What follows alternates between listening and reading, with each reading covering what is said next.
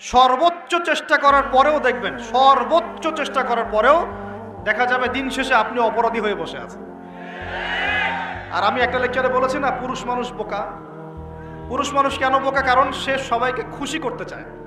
সে চায় মা সুখে থাক, বোন সুখে থাক, স্ত্রী সুখে থাক, যদি আরও স্ত্রী থাকে ও সুখে থাক, সন্তানরা সুখে থাক, সবাই ভালো থাক। এবং তাদের ভালোর জন্য তারা কত কষ্ট করে, দিন রাত ডিউটি করে, অফিসে যায় আসে, জ্যাম ফেস করে, মানসিক প্রেশার নেয়, শারীরিক প্রেশার নেয়, নেয় না? অথচ এই কষ্ট কিন্তু মহিলারা বোঝে না। বোঝে? সবাই বোঝে না। আছে অনেক ভালো স্ত্রী আছে, কিন্তু সবাই কিন্তু বোঝে না। মনে করে যে পুরুষ মানুষ মনে হয় ভোগবাদী, খালি মেয়েদেরকে ভোগ করতে চায়। অথচ সবাইকে সুখে রাখার এই চেষ্টায় একজন পুরুষ দিন শেষে নিজেই সুখী হয় না। যুবকদের দিকে আমি বলবো, ফোকাস করব। এই যুব সমাজের হাতে এই দেশ এবং উম্মার ভবিষ্যৎ নির্ভর করছে। এই যুবকদের হাতেই এই জাতি এবং এই দেশ এবং এই উম্মার ভবিষ্যৎ নির্ভর করছে। অথচ তোমরা কি করছো? অথচ তোমরা বেনামাজি পড়ে আছো। অথচ তোমরা যাকাত দিচ্ছ না, রমজানের রোজা রাখছো না, তোমরা ওযু গোসলের মাসআলা বলতে পারছো না, তোমরা ঈমান আকীদা ঠিক করছো না, নবীর 40 হাদিস মুখস্থ করছো না, কোরআন পড়া শিখছো না। যুবকদের হাতে এই দেশ এবং জাতির ভবিষ্যৎ। সেই যুবকরা পড়ে আছে এখন মাদকের নেশায়। এই যুবকদের একটা বড় অংশ মেয়েদের পিছনে তার জীবন নষ্ট করে দিচ্ছে। এই যুবকদের একটা বড় অংশ এখন পর্নোগ্রাফিতে আসক্ত হয়ে বসে আছে। এটা কিন্তু কেউ অ্যাভয়েড করতে পারবে না। আমরা যারা অনলাইনে ঢুকি, অনলাইনে যারাই ঢুকেছি তাদের চোখে এরকম নগ্নতা পড়েছে। কি দাড়িওয়ালা, কি টুপিওয়ালা, কি আলেমা, কি জালেম, সবার একই অবস্থা। অনলাইনে যে ঢুকেছে তার চোখে নগ্নতা পড়েছেই পড়েছে। আর এটা স্কিপ করার তো বুদ্ধি নাই, চালাতে হচ্ছে আপনাকে। কোনো সময় হোয়াটসঅ্যাপ চেক করতে হচ্ছে, ফেসবুক অ্যাকাউন্ট প্রয়োজন হচ্ছে, কারণ আপনি খবর রাখতে চাচ্ছেন, ইউটিউবিং করতে হচ্ছে, ইউটিউব দেখতে হচ্ছে। একটা ভালো কিছু দেখবেন, সেখানেও অ্যাড চলে আসছে। অতএব এখানে কি করবো? ফাত্তাকুল্লাহ মাস্তাতা'তুম, সাধ্যমতো আল্লাহকে ভয় করতে হবে, চরিত্র পবিত্র রাখতে হবে, হালাল উপার্জনের সোর্স তৈরি করা মাত্রই বিয়ে করে ফেলতে হবে। বিয়ে ছাড়া চরিত্র হেফাজতের অন্য কোনো পদ্ধতি নাই। এই চিরকুমার সঙ্গটঙ্গ যোগ দিয়ে লাভ নাই। আর যতই হারাম প্রেম করেন না কেন, এই প্রেমগুলো আপনাকে মনে শান্তি দিবে না। এগুলো আপনাকে অস্থির করে রাখবে। কেন? কারণ এটা হারাম। এটা হারাম। বিয়ে বৈধ একটা পথ মাত্র, এটা হালাল একটা পথ মাত্র। এখানে আরো বড় বিষয়টা হচ্ছে দায়িত্ববোধ। দায়িত্ব, একটা মানুষের দায়িত্ব নেয়া, তার অভিভাবক হওয়া, তার সাথে জীবনের সুখ দুঃখ হাসি কান্নাকে ভাগাভাগি করে নেয়া, তার সাথে জীবনের উদ্দেশ্য ফিক্স করা, কষ্ট করে হলেও, সবর করে হলেও, সুখে দুঃখে পাশে থাকা। স্বপ্ন মানে পাশে থাকা। স্বপ্ন মানে কি? পাশে থাকা। তার দায়িত্ব নেয়া, রেসপন্সিবিলিটি নেয়া, তাকে খাওয়ানো, তার ভরণ পোষণ দেয়া। এখানে অনেক বিষয় জড়িত আছে। এই কারণে এটা পবিত্র সম্পর্ক, এটা মিসাকুন গালিযা, এটা কঠিন অঙ্গীকার আল্লাহর পক্ষ থেকে। এই কারণে দেখা যায় অনেক চড়াই উতরাই পার হলেও বৈবাহিক সম্পর্ক ঠিক থাকে না? কিন্তু যত দিন যাচ্ছে কি হচ্ছে? এই ভাঙনগুলো বাড়ছে। কেন বাড়ছে? বিকজ বিয়ের আগে প্রেম, বিয়ের আগে অমুকের সাথে প্রেম, অমুক জেনা, পর্নোগ্রাফিতে আসক্ত, পরকিয়া, ওই সিরিয়ালস, হ্যাঁ, বস্তুবাদিতায়, সব মিলিয়ে বিয়েগুলো ভেঙে যাচ্ছে। পরিবারগুলো নষ্ট হয়ে যাচ্ছে না? যদি আমি নিজে আপনাকে নসিহা করছি, যদি একজন স্ত্রী আপনার মনের মতো আল্লাহ পাক দিয়ে দেন এবং আপনার এই স্ত্রীকে নিয়ে থাকার মতো, খাওয়ার মতো বাসস্থান, অন্ন বস্ত্রের সংস্থান আছে, সচ্ছল আপনি মোটামুটি, এবং আপনি তাকে ভালোবাসেন আপনার মনের মতো, আপনি তাকে নিয়ে সারা দুনিয়ার জীবনটা কাটিয়ে দেন। অন্য কোনো দিকে দেখতে যাবেন। কিছু বিষয় কোরআন সুন্নাহ আছে ঠিকই, কিন্তু বাস্তবায়ন খুব কঠিন। ফ্যান্টাসিতে ভুগলে হবে না, ফ্যান্টাসিতে ভুগবেন না, এগুলো কঠিন। আর এখন যে অবস্থা পড়েছে, একজন স্ত্রীকে সন্তুষ্ট করাই তো কঠিন, আর মানুষ 4 জনকে সন্তুষ্ট করতে চাচ্ছে। এত সহজ না সবকিছু। এটা নিয়ে আমি আলাদা লেকচার দিব ইনশাআল্লাহ। আপনাদের কিছু বিষয় জানতে হবে, জানার দরকার আছে। আর ব্যালেন্স করা এত সহজ নয়, ব্যালেন্স করা এত সহজ নয়। সর্বোচ্চ চেষ্টা করার পরেও দেখবেন, সর্বোচ্চ চেষ্টা করার পরেও দেখা যাবে দিন শেষে আপনি অপরাধী হয়ে বসে আছেন। আর আমি একটা লেকচারে বলেছি না, পুরুষ মানুষ বোকা। পুরুষ মানুষ কেন বোকা? কারণ সে সবাইকে খুশি করতে চায়। সে চায় মা সুখে থাক, বোন সুখে থাক, স্ত্রী সুখে থাক, যদি আরও স্ত্রী থাকে ও সুখে থাক, সন্তানরা সুখে থাক, সবাই ভালো থাক। এবং তাদের ভালোর জন্য তারা কত কষ্ট করে, দিন রাত ডিউটি করে, অফিসে যায় আসে, জ্যাম ফেস করে, মানসিক প্রেশার নেয়, শারীরিক প্রেশার নেয়, নেয় না? অথচ এই কষ্ট কিন্তু মহিলারা বোঝে না। বোঝে? সবাই বোঝে না। আছে অনেক ভালো স্ত্রী আছে, কিন্তু সবাই কিন্তু বোঝে না। মনে করে যে পুরুষ মানুষ মনে হয় ভোগবাদী, খালি মেয়েদেরকে ভোগ করতে চায়। অথচ সবাইকে সুখে রাখার এই চেষ্টায় একজন পুরুষ দিন শেষে নিজেই সুখী হয় না। বহু পুরুষ শেষ বয়সে গিয়ে একাকিত্বে ভোগে, একা হয়ে যায়। এই জন্য বলছি ফ্যান্টাসি বাদ দেন। ফ্যান্টাসি বাদ দিয়ে হালাল রিজিক হয়েছে, একটা নেককার পরহেজগার মেয়ে দেখে বিয়ে করে ফেলে, ব্যাস তাকে নিয়ে দুনিয়ার ছোট্ট জীবনটা কাটিয়ে দেন। আর জান্নাতে তো হুর পড়ে অপেক্ষা করছে ইনশাআল্লাহ। কি মনে করেন অপেক্ষা করছে না? সবচেয়ে শেষে যারা জান্নাতে যাবে, একদম লাস্টে, তাদের প্রত্যেককে আল্লাহ পাক কমপক্ষে 2 জন করে হুর দিবেন। আর যারা আল্লাহ রাব্বুল আলামিনের রাস্তায় শহীদ হয়ে গেছে, এখনো যাচ্ছে বা হয়েছে বা হবে, তারা কি 72 জন। কতজন? 72 জন হুর আল্লাহ রাব্বুল আলামিন দিবেন। ব্যাস ইস্যু তৈরি করে দিলাম, এখন নাস্তিকরা লেগে পড়বে এতগুলো মেয়ে কেন, কি ইত্যাদি ইত্যাদি। এসব বিষয়ের দিকে আমাদের দেখার দরকার নেই। আল্লাহ পাক আমাকে আপনাকে দিলে ওর কি কোনো সমস্যা? প্রিয় ভাইয়েরা, যুবকদের কথাই বলছিলাম যে এখন এই যুবকদের হাতে দেশের ভবিষ্যৎ, উম্মার ভবিষ্যৎ। কিন্তু বাস্তবতা হচ্ছে আমরা বেশিরভাগ পর্নোগ্রাফিতে আসক্ত হয়ে গেছি, হারাম সম্পর্কে আসক্ত, হারাম রিজিকে আসক্ত, মাদকে আসক্ত। এখান থেকে বেরিয়ে আসতে হবে। বেরিয়ে আসার পদ্ধতি কি? এই যে আমার হাতে যে কিতাব দেখছেন, আল কোরআন, এই কোরআন আপনার সমস্ত হতাশা দূর করে দিবে ইনশাআল্লাহ। এই কোরআন আপনার সমস্ত কষ্ট দূর করে দিবে ইনশাআল্লাহ। মানুষ বেকারত্বের সমস্যায় ভোগে, পারিবারিক চাপে পড়ে, হ্যাঁ, বন্ধু বান্ধবদের পাল্লায় পড়ে, বা গার্লফ্রেন্ড চলে গেছে ছেড়ে, এইসব কারণে মাদকের কাছে যায় শান্তি পাওয়ার জন্য। কোরআনের কাছে আসো, শান্তি পাবে ইনশাআল্লাহ। 5 ওয়াক্ত নামাজে আসো, শান্তি পাবে ইনশাআল্লাহ। আমরা যুবক ভাইদেরকে রিকোয়েস্ট করব, এই যে সামনে রমজান, এই রমজানে আল্লাহর ওয়াস্তে কোরআনটা পড়া শিখে ফেলেন। এবং যারা পড়তে জানেন, কোরআন এবার এই মাসে খতম হবে ইনশাআল্লাহ। প্রত্যেক দিন কমপক্ষে 1 পারা করে, প্রত্যেক দিন 1 পারা পারা যাবে ইনশাআল্লাহ। মাত্র 1 ঘন্টা সময় লাগবে 1 পারা পড়তে। 1 পারা পড়তে 1 ঘন্টা লাগবে। আর যারা হাফেজ আছি, ইনশাআল্লাহ আমরা এই রমজান মাসে 30 পারা কোরআনের অর্থ পড়ে শেষ করে দেব ইনশাআল্লাহ। নিজে আমি নিয়াত করছি, আপনারা নিয়াত করেন।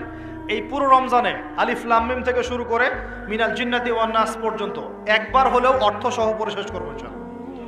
পারা যাবে ইনশাআল্লাহ। আমরা দোয়া করি আল্লাহ পাক আমাদের সবাইকে রমজানে পৌঁছে দিন এবং আমাদেরকে রমজানে বরকত দান করুন। মুসলিমদেরকে জাতিগতভাবে এখন ঐক্যবদ্ধ হতে হবে। আপোষে এই হিংসা, বিদ্বেষ, মারামারি, কাটাকাটি বন্ধ করো। আমরা সবাই মুসলিম, সবাই একটা জাতি। আমাদের মধ্যে ইখতিলাফ থাকতে পারে, কিন্তু আমরা মত পার্থক্য থাকলেও মত বিরোধে যাব না ইনশাআল্লাহ। আমরা যদি কোনো মুসলিম ভাই আমাকে গালিও দেয়, যদি কোনো মুসলিম ভাই আমাকে গালিও দেয়, আমাদের সাথে শত্রুতাও করে, তারপরেও আল্লাহর দুশমনদের সাথে মোকাবেলা করার জন্য আমরা একসাথে লড়বো ইনশাআল্লাহ। মুসলিমদের মধ্যে ঐক্য আনতে হবে। ঐক্য আনতে না পারি, বিভক্তি বাড়াবো না। ঐক্য আনতে পারছি না, বিভক্তি কমসে কম বাড়াবো না, এটা খেয়াল রাখতে হবে। এরপরে আমাদের মুসলিমদের প্রথম দরকার জ্ঞানের বিপ্লব। কিসের বিপ্লব? কোরআনের জ্ঞান, হাদিসের জ্ঞান, এই যে ইসলামের জ্ঞান, দ্বীনের জ্ঞান এবং দুনিয়াবি জ্ঞান, এই সমস্ত রকম জ্ঞানকে একত্রিত করে এমন শিক্ষা গ্রহণ করতে হবে যে ইনশাআল্লাহ আগামী দিনে যেন আমরা আগামী 10 থেকে 20 বছর পর এই কোরআন সুন্নাহর জ্ঞানকে দিয়ে বিশ্বকে চ্যালেঞ্জ করতে পারি। এমন প্রজন্ম তৈরি করতে হবে, আল্লাহ পাক তৌফিক দান করুন। এখন আমাদের সবাইকে আদর্শ পরিবার গড়তে হবে। নিজের পরিবারের মধ্যে কর্তা আমি আমার পরিবারে পর্দা কায়েম করব, কারো কিছু বলার আছে? আমি আমার পরিবারে নামাজ প্রতিষ্ঠা করব, কারো কিছু বলার আছে? আমি আমার পরিবারের মধ্যে দ্বীনের ইলম তালিম চালু করব, কারো কিছু বলার আছে? নিজের পরিবারে কর্তা আমরাই। অতএব পরিবারটা কমসে কম ইসলামিক করে গড়ে তোলেন, আল্লাহ পাক তৌফিক দান করুন। 4 নাম্বার, আমাদের সন্তান যারা আছে তাদের সবাইকে ইসলামিক শিক্ষা দেওয়ার চেষ্টা করতে হবে। যদি ইসলামিক শিক্ষা দিতে এই সমাজ ব্যর্থ হয়, তাহলে নতুন শিক্ষা প্রতিষ্ঠান গড়ে তুলে হলেও শিক্ষা দিতে হবে ইনশাআল্লাহ। আল্লাহ পাক তৌফিক দান করুন। আমাদের প্রত্যেক পরিবারের মা বোনদেরকে খাস পর্দায় রাখতে হবে এবং যুবক ভাইদের জন্য বিয়েটাকে সহজ করতে হবে এবং রিজিকের ব্যবস্থা বৃদ্ধি করতে হবে। আর সবাই একটা কি থটস নিয়ে চলেন, খালি চাকরি আর চাকরি, চাকরি আর চাকরি। রিজিকের একটা বড় অংশ আল্লাহ পাক রেখেছেন ব্যবসার মধ্যে। রিজিকের একটা বিশাল অংশ আল্লাহ রেখেছেন কোথায়? ব্যবসায়। উদ্যোক্তা হন, কৃষিভিত্তিক অর্থনীতির দিকে ফোকাস করেন। কৃষিভিত্তিক অর্থনীতি, আপনি প্রতিভা ঘটান, ইনোভেটিভ কিছু করেন, নতুনত্ব নিয়ে আসেন, আল্লাহর জমিনকে কাজে লাগান। একটা আয়াত বলি, সূরা আরাফের মধ্যে আল্লাহ বলেছেন, আল্লাহ পাক বলছেন যদি এই জনপদের অধিবাসীরা আল্লাহর প্রতি ঈমানদার হতো, আল্লাহ পাক আসমান এবং জমিনের বরকতে সব দরজা খুলে দিতেন। এই জমিনে বরকত আছে, জমিন নিয়ে কাজ করেন, কৃষিভিত্তিক কাজ করেন, ব্যবসা করেন। শুধু একটা জিনিস মাথায় ঢুকিয়ে দেওয়া হয়েছে, ডক্টর ইঞ্জিনিয়ার, ডক্টর ইঞ্জিনিয়ার। কেন এগুলো? কেন সবাই সবকিছু হবে না? হালাল রিজিক সার্চ করতে হবে। আল্লাহ পাক সবাইকে তৌফিক এনায়েত করুন বলি আমি। এরপর আমাদের করণীয় হচ্ছে আমাদের প্রত্যেককেই সৎ কাজে আদেশ করতে হবে, অসৎ কাজে নিষেধ করতে হবে। শুধুমাত্র দায়ী আলেম তারাই এই দাওয়াতি কাজ করবেন এমন নয়, সবাইকে দিনের দাওয়াতি কাজে জিম্মেদারি গ্রহণ করতে হবে। দাওয়ার সাথে যারা সম্পৃক্ত আছে তাদের সাথে পরামর্শ করবেন, চলবেন ফিরবেন। তা'মুরুনা বিল মা'রুফ, তোমরা সৎ কাজে আদেশ করবে। ওয়া তানহাউনা আনিল মুনকার, অসৎ কাজে নিষেধ করবে। ওয়া তু'মিনুনা বিল্লাহ, এবং আল্লাহর প্রতি ঈমান রাখবে। তবেই কুনতুম খায়রা উম্মাহ, তোমরা শ্রেষ্ঠ জাতি হতে পারবে। আল্লাহ পাক তৌফিক দান করুন। আরেকটা বিষয় বলি, সেটা হলো আল্লাহ পাক আমাদের সবাইকে কিছু প্রতিভা দিয়েছেন। এই প্রতিভাগুলোকে, যার যার প্রতিভাকে, লেখার প্রতিভা, বলার প্রতিভা, চিন্তা করার প্রতিভা, সংগঠিত করার প্রতিভা, আপনার অর্থনৈতিক সামর্থ্য, রাজনৈতিক ক্ষমতা, যা আল্লাহ পাক যাকে দিয়েছেন, এই বিষয়গুলোকে ইসলামের কল্যাণে ব্যয় করতে হবে। আল্লাহ পাক তৌফিক দান করুন। এবং আরও করতে হবে, অমুসলিম ভাই বোন যারা আছে আমাদের দেশে এবং সমাজে, তাদের কারো সাথে কোনো রকম দ্বন্দ্ব সংঘাতে যাবেন না, বরং তাদেরকে ইসলামের সৌন্দর্য তুলে ধরবেন তাদের সামনে এবং তাদেরকে ইসলামের দাওয়াত দিবেন। দাওয়াত দিয়ে তাদেরকে ইসলামের দিকে দীক্ষিত করার চেষ্টা করবেন।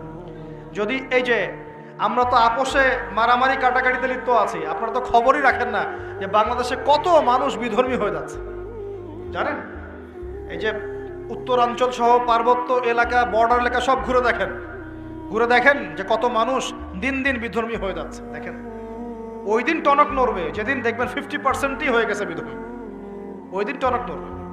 আল্লাহ না করুক। অতএব আমাদেরকে বসে থাকলে চলবে না, আমাদেরকে দাওয়াতি কাজ করতে হবে। দিন ইসলামের দাওয়াত, কোরআনের দাওয়াত সবার সামনে উপস্থাপন করতে হবে। আল্লাহ পাক আমাদের সবাইকে দায়ী হওয়ার তৌফিক দান করুন। কমপক্ষে পার্ট টাইম, দিনে 1 ঘন্টা, দিনে আধা ঘন্টা হলো দাওয়াতি কাজ করতে হবে। আর দাওয়াতি কাজ করার আগে কি লাগবে? জ্ঞান লাগবে। সেই জ্ঞানটা অর্জন করতে হবে।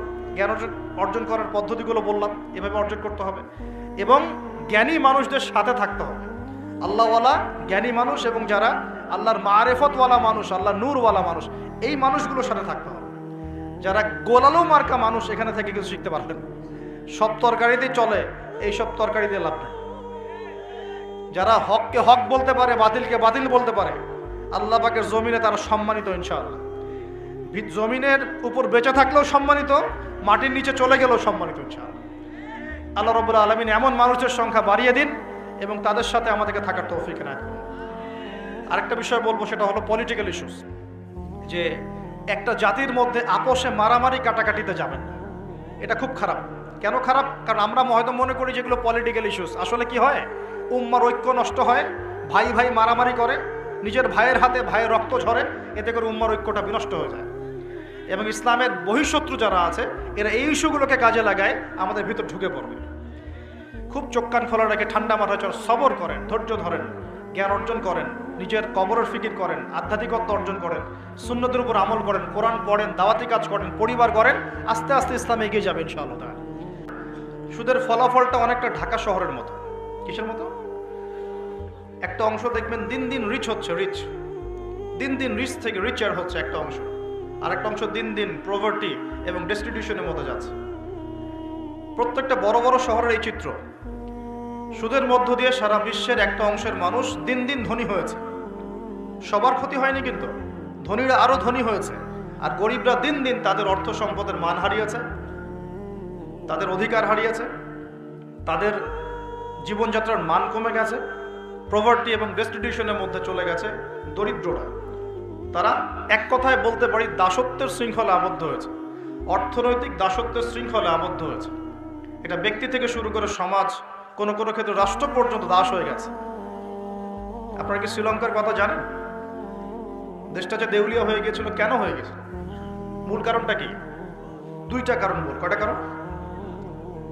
অনেকে তিনটা চারটা কারণ বলেন। অর্থনীতিবিদ যারা আছেন, আমাদের দেশের বড় বড় অর্থনীতিবিদ যারা আছেন, তারা 4টা থেকে 5টা কারণ বলেন। আমি স্টাডি করেছি, কিন্তু আমরা ইসলামিক সেন্সে দেখি 2টো কারণ। কয়টা কারণ? 1 নাম্বার দুর্নীতি। 1 নাম্বার কি? দুর্নীতি। 2 নাম্বার হচ্ছে রিবা বা সুদ। ব্যাস, যথেষ্ট। বাকি যেগুলো অপরিকল্পিত প্রজেক্ট ইত্যাদি ইত্যাদি, এগুলো অত মেজর কারণ নয়, এগুলোকে সামাল দেওয়া যেত। মূল কারণ 2টো, একটা হচ্ছে করাপশন বা দুর্নীতি, একটা হচ্ছে রিবা বা সুদ। মূল কারণটা কি? রিবা এবং দুর্নীতি। মূল কারণটা কি? দুর্নীতি এবং রিবা। একটা কথা বলি, দুর্নীতিতে কিন্তু আমরাও কম না, অন্তত পক্ষে এদিকে কিন্তু আমরাও কম না। একটা সময় ছিল যখন আমরা 1 নাম্বার ছিলাম, মনে আছে? এটা ছিল 2005 সালের কথা। কত সাল? 2005 সাল। এখন কত? 2023। এখন আমাদের অবস্থা মাশাআল্লাহ আগের চেয়ে কিছুটা ভালো হয়েছে। এখন আমরা এই যে কারেন্ট অ্যাফেয়ার্স, যারা তোমরা পড়াশোনা করো, বিসিএস কোচিং করছেন, আপনারা জানবেন এখন আমরা কত নাম্বার? 13 নাম্বার। কত নাম্বার? 13 নাম্বার। কিছুটা তো উন্নতি হয়েছে। 1 নাম্বারকে জানেন দুর্নীতিতে কোন কান্ট্রি? সুদান, দক্ষিণ সুদান। কোন কান্ট্রি? দক্ষিণ সুদান। কি মুসলিম কান্ট্রি না মুসলিম কান্ট্রি? মুসলিমরা টপে কেন? দুর্নীতির সাথে মুসলিমদের কোনো সম্পর্ক থাকার কথা কি? তাহলে আমরা টপে কেন? 1 নাম্বারে কেন? দক্ষিণ সুদান 1 নাম্বারে কেন? ওরা কি মুসলিম না? তাহলে শুধু লা ইলাহা ইল্লাল্লাহ মুখে বললেই মুসলিম হওয়া যায় না, যতক্ষণ পর্যন্ত না মানুষ কোরআন এবং সুন্নাহকে আমল করে দেখাচ্ছে। আপনারা কি জানেন সবচেয়ে কম দুর্নীতিপূর্ণ কান্ট্রি কোনটা? জানেন? ডেনমার্ক। হ্যাঁ, কে বলেছে? ডেনমার্ক। তার সাথে আরো একটা কান্ট্রি আছে, তার নাম হচ্ছে নিউজিল্যান্ড। কোন কান্ট্রি? এই দুটো কান্ট্রির কোনোটাই কি মুসলিম কান্ট্রি? তারা কি লা ইলাহা ইল্লাল্লাহ বিশ্বাস করে? তাদের সংবিধানে কোরআন আছে, তাদের আমলের মধ্যে রাসূলের সুন্নাত আছে, তারপরেও তারা দুর্নীতি মুক্ত হলো কিভাবে? তার মানে ওই শিক্ষাটুকু তারা ঠিকই কোরআন সুন্নাহ মোতাবেক আমল করেছে, শুধু মুখে লা ইলাহা ইল্লাল্লাহ হয়তো পড়ে না। তাহলে আমি এতটুকু বোঝাতে যাচ্ছি, তারা কেন কোরআনকে বিরোধিতা করছে, কেন কোরআনকে পুড়িয়ে দেওয়ার চেষ্টা করছে? কারণ কোরআন এইসব অন্যায়ের বিরুদ্ধে কথা বলছে। করেছে না করে নাই? এজন্যই হয়তোবা শেষ জামানায় একটা হাদিস এসেছে যে 10টা বড় বড় আলামত আছে শেষ জামানার। তার মধ্যে একটা হচ্ছে বিশাল একটা ভূমিকম্প হবে, একটা পৃথিবীর পূর্ব দিকে, একটা হচ্ছে পশ্চিম দিকে, আর একটা হচ্ছে পৃথিবীর মাঝখানে। আল্লাহ রাব্বুল আলামিন হয়তো ওই শাস্তি আবার পুনরাবৃত্তি ঘটাবেন। ওরা কেন কোরআনকে পুড়িয়ে দেয়? কোরআন এই সুদের বিরুদ্ধে কথা বলছে, কোরআন জেনার বিরুদ্ধে কথা বলছে, কোরআন এইসব করাপশনের এগেনস্টে কথা বলছে। এবং কোরআন বলছে যাররা পরিমাণ জুলুম যদি কেউ কারো উপর করে, তারও শাস্তি তাকে ভোগ করতে হবে।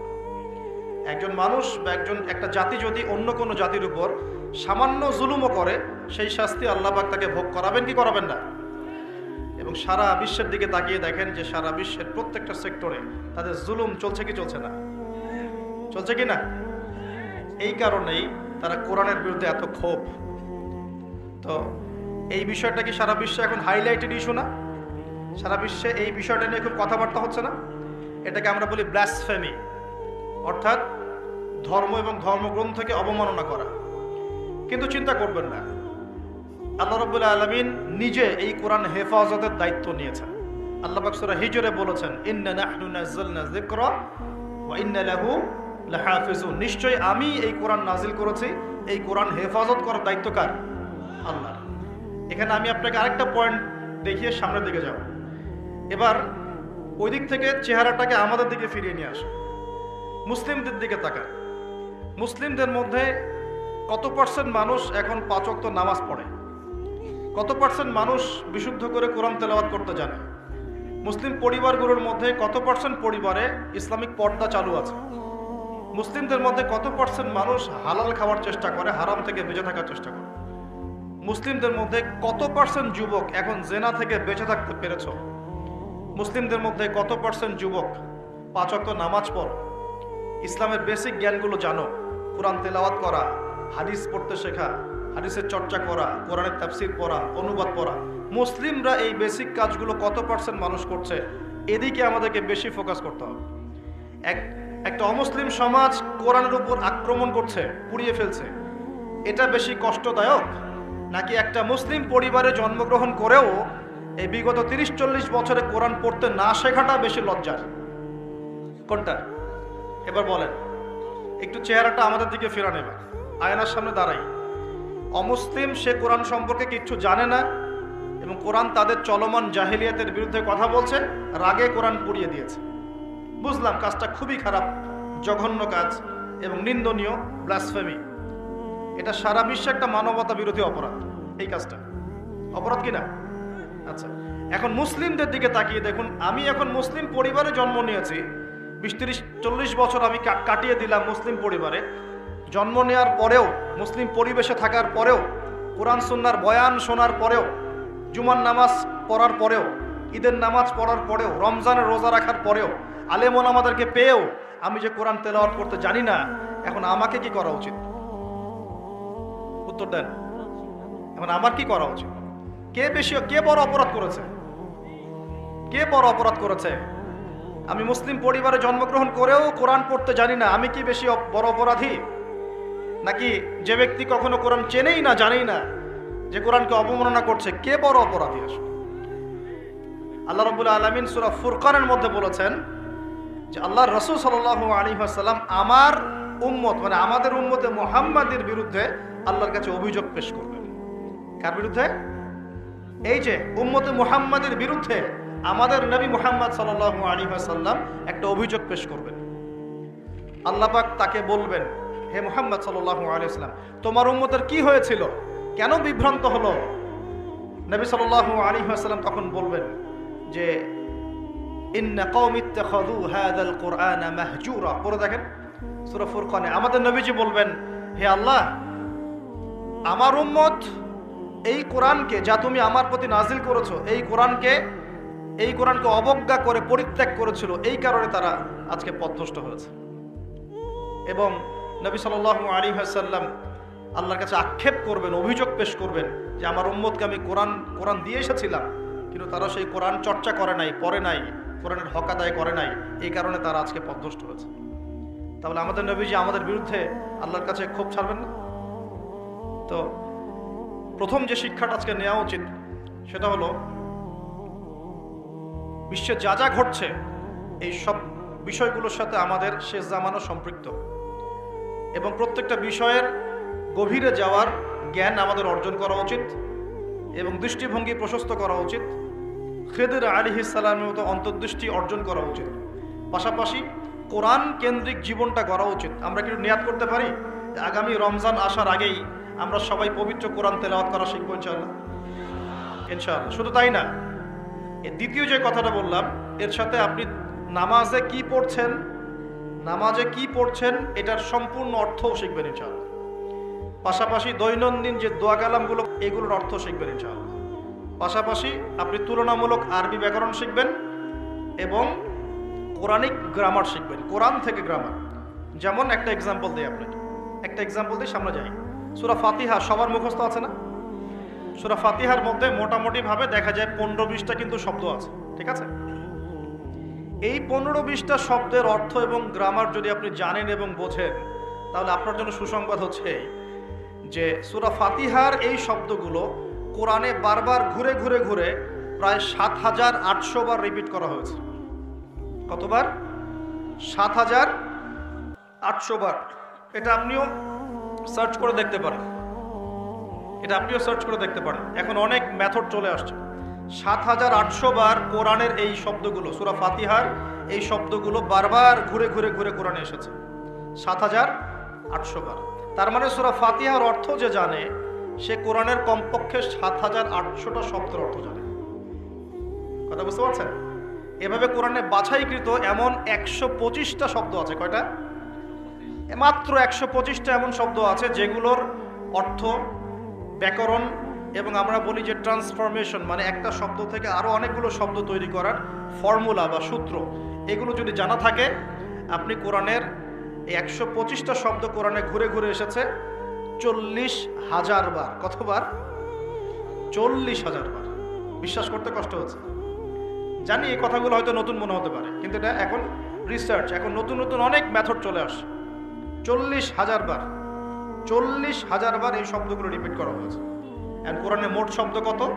মোট শব্দ হচ্ছে 78,000। কত হাজার? 78,000 বা 77,800টা। এক্স্যাক্টলি হচ্ছে 77,800টা, অ্যাপ্রক্সিমেটলি বললে 78,000, 78,000 শব্দ। এগুলোকে আবার আপনি 3 ভাগে ভাগ করে ফেলতে পারবেন। একগুলো হবে নাউন্স, যেগুলো আমরা নাউন বলি, যা দ্বারা কোনো নাম বোঝায়, যেটা আমরা বিশেষ্য পদ বলি, যেমন আল্লাহ একটা নাউন, ইব্রাহিম একটা নাউন, ইসম, ইসম আরবিতে আমরা বলি কি? ইসম। জিবরিল, মিকাল, ইসমাইল, ইসহাক, ঠিক আছে, মুহাম্মদ, এগুলো সব নাউন্স। এরকম একগুলো শব্দ পাবেন। এগুলো কি বোঝার কিছু আছে না মুখস্থ? এগুলো তো আপনি সহজেই অর্থকালী মুখস্থ করতে পারবেন। দ্বিতীয় ক্যাটাগরিতে আছে ফেল বা ক্রিয়া, যেটা আমরা বলি ভার্বস, যা দ্বারা কোনো কাজ করা বা হওয়া বোঝায়, যেটাকে আমরা বাংলাতে 3 ভাগে ভাগ করি, প্রেজেন্ট, বর্তমান, অতীত আর ভবিষ্যৎ। আবার ইংরেজিতে প্রেজেন্ট, পাস্ট, ফিউচারে ভাগ করি, কিন্তু আরবিতে মাত্র 2 ভাগে ভাগ করা হয়। কয় ভাগে? 2 ভাগে। একটা হচ্ছে ফেলে মাজি, মানে অতীতকালীন ক্রিয়া, আরেকটা হচ্ছে ফেলে মদারে, মানে বর্তমান প্লাস ভবিষ্যৎকালীন ক্রিয়া। এটার ট্রান্সফরমেশন মানে একটা শব্দ থেকে আপনি এখানে প্রায় প্রচুর শব্দ তৈরি করতে পারবেন। একটা ওয়ার্ড থেকে আপনি আস্তে আস্তে আস্তে আস্তে দেখবেন অনেকগুলো ওয়ার্ড তৈরি করতে পারবেন। এই ট্রান্সফরমেশনটা যদি শিখতে পারেন, আপনি কোরআনের একটা বড় অংশ শিখে ফেলবেন, কারণ কোরআনে অনেক শব্দ এই ক্রিয়াপদে আসছে। এই যে না'বুদু, নাস্তাঈন, যে আমরা পড়ছি না, লা আ'বুদু মা তা'বুদুন, এগুলো সবই ফেল। আরেকটা ক্যাটাগরিজ আছে, এর নাম হরফ, মানে অব্যয়। আমরা বলি না প্রিপোজিশন, প্রোনাউন্স বলি না, প্রোনাউন্স, প্রিপোজিশন, কনজাংশন, এগুলো বলি না, যেটা আমরা বলি অব্যয় পদ, যেটাকে আমরা আরবিতে হরফ বলি। অর্থাৎ ওয়ার্ডস, দুইটা ওয়ার্ডসের মধ্যে কানেকশন করে, অথবা দুইটা সেন্টেন্সের মধ্যে কানেকশন করে, এই সংযোজন বিয়োজন করে, এগুলোকে হরফ বলে। এগুলো কোরআনে অনেকগুলো। আমি আপনাকে 4টা হরফ বলতেছি। একটা হচ্ছে মিন। একটা কি? মিন। আমরা বলি না আউযু বিল্লাহি মিনাশ শাইতানির রাজিম, মিন, মিন মানে হতে বা থেকে। আউযু, আমি আশ্রয় প্রার্থনা করছি, বিল্লাহি, আল্লাহর কাছে, মিনাশ শয়তান, শয়তান হতে, আর রাজিম মানে হচ্ছে বিতাড়িত। এই যে মিন মানে কি? হতে, ঠিক আছে। এই মিন শব্দটা কোরআনে ঘুরে ঘুরে পাবেন আপনি প্রায় 3 থেকে 4,000 বার। 3 থেকে 4,000 বার। এরকমই আমরা পড়ি না যে আন, ফি, আলা, ইলা, হাত্তা, লা, লি, এই যে ছোট ছোট কিছু আপনি হরফ পান না কোরআন পড়তে গিয়ে? এই অল্প কিছু হরফ বারবার ঘুরে ঘুরে কোরআনে কয়বার আসে জানেন? 6 থেকে 7,000 বার। 6 থেকে 7,000 বার। মানে আপনাকে শুধু গ্রামারের ফাংশনটা শিখতে হবে, কিভাবে এই গ্রামার দিয়ে শব্দ তৈরি করতে হয় এবং কিভাবে অর্থ উঠাতে হয়। এর পাশাপাশি আপনি অনুবাদের সহযোগিতা নেবেন, পরে গিয়ে তাফসির আগে যাবেন, অনুবাদের সহযোগিতা নেবেন। 1 মাসে তো বেশি কিছু দেওয়া যাবে না বললাম আমি, কিন্তু আপনাকে আমি একটা তাড়না তৈরি করে দিতে পারবো যে হ্যাঁ, কোরআন সহজে শেখা যায়, পসিবল। এবং এই সিলসিলা ধরে রাখতে পারলে 1 থেকে 2 বছর লাগবে ইনশাআল্লাহ। 1 থেকে 2 বছর আপনার লাগবে এই ব্যাকরণগুলো হজম করতে। এবং ইনশাআল্লাহ তখন আপনি নামাজ পড়তে যখন দাঁড়াবেন, ইনশাআল্লাহ বিশ্বাস করেন, আল্লাহর কসম করে বলছি, নামাজে আল্লাহু আকবার থেকে আসসালামু আলাইকুম ওয়া রাহমাতুল্লাহ পর্যন্ত আপনি যা পড়বেন তার অর্থ আপনি বুঝতে পারবেন ইনশাআল্লাহ, নিজেই বুঝতে পারবেন নামাজে কি পড়ছেন। এই জিনিসগুলোর অভাব আছে বলেই, এগুলোর ঘাটতি আছে বলেই আমরা ইবাদত করি, কিন্তু ইবাদতের স্বাদ পাই না। ইবাদত করি ঠিকই, ইবাদতটা মজা পাই না, ফিল করতে পারি না। এবং নামাজ পড়ি, মনোযোগ থাকছে না, নামাজে দাঁড়াই কি পড়ছি বুঝতে পারছি না। তাই আমার মনোযোগটা কেমন? তারাবির নামাজে দাঁড়ালাম, তারাবি তো আমরা মাশাআল্লাহ কোন কোন মসজিদে, সব জায়গায় না, কোন কোন জায়গায় 3G 4Gও পড়া হয়। হ্যাঁ, আচ্ছা, তবে এটা একটু স্লো পড়া উচিত। এখানে ধৈর্য আমাদেরও কম, আমাদেরও দোষ আছে। ইমাম সাহেব যখন লম্বা করে তেলাওয়াত করে তখন আমরা আবার বলি এত সময় নাই হাতে, তাড়াতাড়ি শেষ করেন, বলি না? কোন কোন জায়গায় ইমাম সাহেবদেরকে মসজিদ কমিটিতে মনে হয় যে চাকরের মতো বিহেভ করে, এমন করে না? অথচ ইমাম সাহেব হচ্ছেন মসজিদের নেতা, সমাজের কি? সমাজের নেতা। তো তাকে তার জায়গায় সম্মান দিতে হবে, আল্লাহ পাক তৌফিক দান করুন। তো আমরাই কিন্তু দোষী, আমরা ফোর্স করি তাড়াতাড়ি শেষ করেন, হাতে সময় কম, মার্কেটে যাওয়া লাগবে, ওয়াইফ অপেক্ষা করতেছে, ঈদের শপিং করতে হবে, তাই না? আচ্ছা, রমজান নিয়ে আমি একটু পরে একটু কথা বলবো, কিছু কথা আছে রমজান নিয়ে, খুব গুরুত্বপূর্ণ কথা, খুবই গুরুত্বপূর্ণ। আমার মনে হয় যে এই কথাগুলো এই সিজনে হয়তো আপনারা অন্য কোনো লেকচার বা মাহফিলে শোনেন নাই। রমজান নিয়ে কিছু কথা আছে। আগে এই জায়গায় বলি যে তারাবিতে আমরা অনেক কিছু পড়ি, কিন্তু তারাবি নামাজটার শেষে আপনি যে আব্দুল্লাহ আব্দুর রহমান এদিকে ডাকেন, ডেকে জিজ্ঞাসা করেন যে ভাই আব্দুল্লাহ, আপনি তারাবি নামাজ পড়লেন, কত রাকাত পড়ছেন? যে 20 রাকাতই পড়ছি মাশাআল্লাহ। ওকে, ফাইন। আচ্ছা, রাকাত সংখ্যা ঝগড়া নিয়ে আমি কথা বলতে যাচ্ছি, ঠিক আছে? এটা আমার সাবজেক্ট না, আমি এগুলো নিয়ে কথা বলি না, এটা মুফতি সাহেবরা বুঝবেন, ইমাম সাহেব মুস্তাহিদ যারা তারা বুঝবেন। তো কি পড়লেন ভাই? হ্যাঁ, তারাবির নামাজ পড়লাম। কত রাকাত? হ্যাঁ, পুরা 20 রাকাত পড়ছি। তো তেলাওয়াত কেমন ছিল, নামাজে কেমন মনোযোগ ছিল? নামাজে ইমাম সাহেব কি পড়েছে সেটা তো আর বুঝতে পারি নাই, কিন্তু তেলাওয়াতটা খুব সুন্দর সুরের ছিল, এটা বুঝতে পারছি। আমাদের কোরআনের বুঝটা এই পর্যন্ত, খুব সুন্দর একটা তেলাওয়াত করেছে, লেহানটা খুব সুন্দর ছিল, খুবই মাধুর্যমণ্ডিত ছিল, এটা কানে খুব ভালো লাগছিল, এটা শুনেছি। তো ওই আয়াতগুলোতে কি বলেছেন আল্লাহ পাক, আপনি কি হেদায়েত পেয়েছেন? না, আমি তো কোরআনের অর্থ জানি না। তো এই অর্থটা যদি জানতাম তাহলে কি নামাজে মনোযোগ আরো বাড়তো না? নামাজে চোখ দিয়ে পানি পড়তো না? একটু মক্কা মদিনার দিকে তাকিয়ে দেখবেন, তারাবির সময় এমনিতে নামাজে যখন নামাজ পড়ে ইমাম সাহেব ডুকরে কেঁদে ওঠেন না? কেন করেন? কারণ তারা কোরআন তেলাওয়াত করে অর্থটাকে অ্যাবজর্ব করতে পারেন, অটোমেটিক্যালি আপনি নামাজটাকে, কোরআনকে ফিল করতে পারেন। তাহলে আমরা যে 30 বছর নামাজ পড়লাম, একটা দিনও তো চোখ দিয়ে পানি বেরোবে। আমরা যে 40 বছর নামাজ পড়লাম, খালি উঠলাম বসলাম উঠলাম বসলাম, একটা দিনও তো সেজদায় আল্লাহকে পেলাম না, ফিল হলো না যে হ্যাঁ আল্লাহ আমার হয়ে গেছেন, আমি আল্লাহকে পেয়েছি। তো এগুলোর কারণ হচ্ছে, যে জায়গা থেকে এখানে আসলাম, এগুলো অন্যতম কারণ হচ্ছে কোরআন এবং নামাজে যা পড়ছি এগুলোর অর্থটা না বোঝা। তো অর্থটা বোঝার প্রয়োজন নাই। তো রমজান মাসে নিয়াত করেন, যারা কোরআন একদমই তেলাওয়াত করতে পারেন না, কোরআন তেলাওয়াত করা শিখবেন ইনশাআল্লাহ। ইনশাআল্লাহ তাআলা আল্লাহ রাব্বুল আলামিন, আমি বিশ্বাস করি 1 মাসের মধ্যে বাংলাদেশের 1 কোটি মানুষকে কোরআন শেখানো সম্ভব। সম্ভব না? সম্ভব। আর আমার স্বপ্ন, এই স্বপ্নটা আল্লাহ পাক আমাকে বাস্তবায়ন করার তৌফিক দেখ, দোয়া করি। বাংলাদেশের মুসলিম পরিবারের পিতা, স্ত্রী, সন্তান, ভাই বোন যারা যারা থাকবেন, হোক জেনারেল লাইনে পড়ুক, মাদ্রাসা লাইনে পড়ুক, প্রত্যেককে আল কোরআন শেখানো এবং তাদের মধ্যে কোরআনের জ্ঞানটা ছড়িয়ে দেয়া, এটা আমার একটা স্বপ্ন। বাংলাদেশের 16 কোটি মানুষ কোরআন তেলাওয়াত করতে জানবে ইনশাআল্লাহ। এটা সম্ভব না? 16 কোটি মানুষের ভোটার আইডি কার্ড আছে? নাই? নাই? আছে কি নাই? আদমশুমারি করা যায়? সমস্ত মানুষের হিসাব রাখা যায়?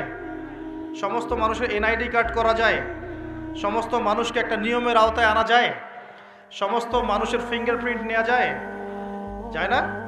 সমস্ত মানুষকে ক্লাস 5 পর্যন্ত পড়ানোর প্রাথমিক শিক্ষা নিশ্চিত করা যায়? সমস্ত মানুষকে কি মার্কসও পড়ানো যায়? যায়? সমস্ত মানুষকে কোরআনও শেখানো যাবে ইনশাআল্লাহ। যাবে না ইনশাআল্লাহ? আল্লাহ পাক তৌফিক দান করুন।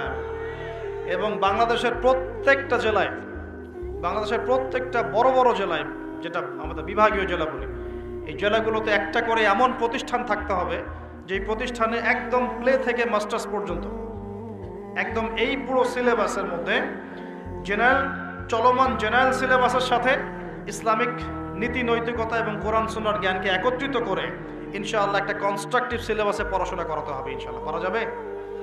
প্রত্যেকটা জেলায় একটা করে এমন যদি মার্কাজ থাকে, দেখবেন সমাজের হালত চেঞ্জ হয়ে গেছে ইনশাআল্লাহ। নাকি আমরা সবাই এখন উল্টাপাল্টা মতবাদগুলি পড়াশোনা করব? আমাদের সন্তানদেরকে কি আপনি আস্তিক বানাতে চান না নাস্তিক বানাতে চান? আমাদের সন্তানদেরকে কি আপনি আল্লাহওয়ালা বানাতে চান, আল্লাহ থেকে দূরে সরাতে চান? তার উদ্যোগ গ্রহণ করতে হবে। একমুখী শিক্ষা এই যুগে যথেষ্ট নয়। আপনি জেনারেল লাইনে পড়াশোনা করছেন, করেন, কিন্তু এই জেনারেল লাইনের জ্ঞানটাই এই যুগে যথেষ্ট নয় চলার জন্য। আপনাকে ইসলামিক জ্ঞানের প্রয়োজন আছে। আবার একই সাথে আপনি শুধুমাত্র ইসলামিক জ্ঞান নিয়ে পড়ে আছেন, জেনারেল উপকারী জ্ঞানগুলো নিচ্ছেন না, তাহলে আপনি কোরআন সুন্নাহকে হাতে নিয়ে ওদেরকে চ্যালেঞ্জ করতে পারবেন না। ওদেরকে চ্যালেঞ্জ করতে হলে এই জ্ঞানগুলোকে সমন্বয় করে আপনাকে সিলেবাস লঞ্চ করতে হবে। এটার জন্য খুব বেশি খাটনির প্রয়োজন নাই, খুব যে চেঞ্জ করতে হবে সব কিছু এমন না, জাস্ট এই দুটোকে একটা সমন্বয় করতে হবে। এই সমন্বয় করার জ্ঞান কিন্তু শুধু আমার আছে আপনাদের নাই এমন নয়, এই জ্ঞান অনেকেরই আছে। শিক্ষা নিয়ে যারা ভাবেন তারা অনেকেই এটা করতে ক্যাপেবল, তারা পারবেন, একটু যদি চেষ্টা করেন পারবেন। এই চেষ্টাটা এখন একটা বড় চ্যালেঞ্জ। জ্ঞানের ক্ষেত্রে এই বিপ্লবটা ঘটানো এখন একটা বড় চ্যালেঞ্জ আমাদের ফিউচারের জন্য। যদি এখন আমরা এই জিনিসগুলো করতে ব্যর্থ হই, আগামী 20-30 বছর পর দেখবেন, আল্লাহ না করুক, এমন প্রজন্ম চলে আসবে যে বলবে যে আল্লাহকে আমি তো চিনি না। নাউজুবিল্লাহ। আমরা কি এটা চাই? আর শুধু আমরা যারা মাদ্রাসা মসজিদের সাথে সম্পৃক্ত আমরাই কি ইসলাম নিয়ে চলবো, না এই জেনারেল ভাইরাও চলবে? জেনারেল লাইনের ভাইরা, ব্যবসায়ী, চাকরিজীবী, প্রশাসন, এরা কি সংখ্যায় কম না সংখ্যায় বেশি?